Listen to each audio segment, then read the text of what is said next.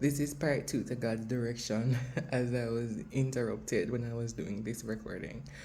So, the prodigal son's father saw him afar off and he ran to him and he embraced him and he welcomed him home and he had a party for him. You know, it shows that God, no matter how far off you think you are, no matter how far gone you think you are, you may think that, I'm too far for God to want me or for God to embrace me. But I want to remind you that you're never too far gone and that God's love for you covers a multitude of sin. And God just wants you to recognize and as the prodigal son says, came back to himself. He came to himself and he's like, no, this cannot continue. So once you come to yourself and say, I cannot continue this way, I cannot continue this, the Lord is always there, open arms, waiting for you to come back home. And one of the things I love about the story of the prodigal son is that the scripture says that the father saw him afar off and he ran to him. He made the first step, and making the first step is so important because it shows your intention that you want to change, you want to come back home, and you want to have a better life or be different. And the father ran and embraced him. You know how many of us would have done that? How many of us would have run and embraced someone who would have done something that you think is so absurd? But God calls us today to show love. And that story was just to remind us of God's grace and mercy through redemption, and that in the same breath, no matter how far gone someone is, God is able to redeem. So let us not write anyone off. Let us not, say, oh, this one is too far gone.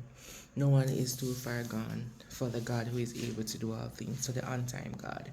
And so as I feel led to talk about God's direction, let us all ensure that we're going in God's direction and not our direction, because our direction just leads to condemnation, damnation, everything that is bad.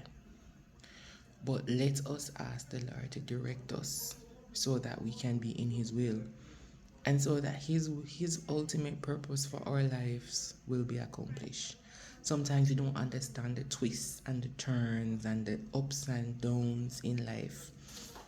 But best believe every twist, every turn, every ups and every down, every up, every down, our ups and downs, God knows and He's listening.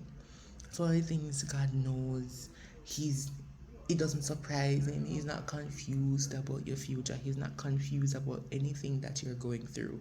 He's not confused about anything that you're facing.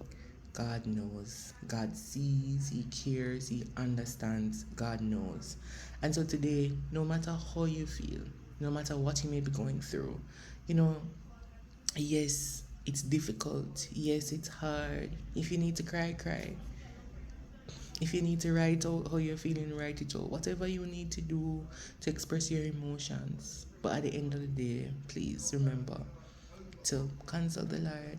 Talk to Him in prayer. Let Him know how you feel.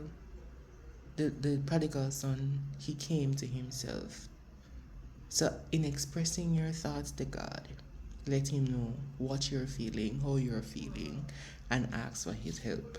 And also get support from persons who are spiritually mature, who is able to guide you along the journey.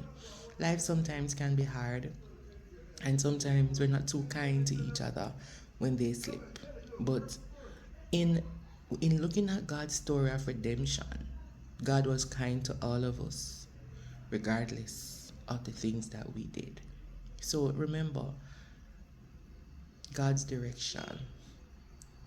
And God's direction is always the best direction. God will lead you the right path to exactly to your destination, where you need to go. Sometimes it takes you into detours, but just know that God knows what He's doing. God bless you.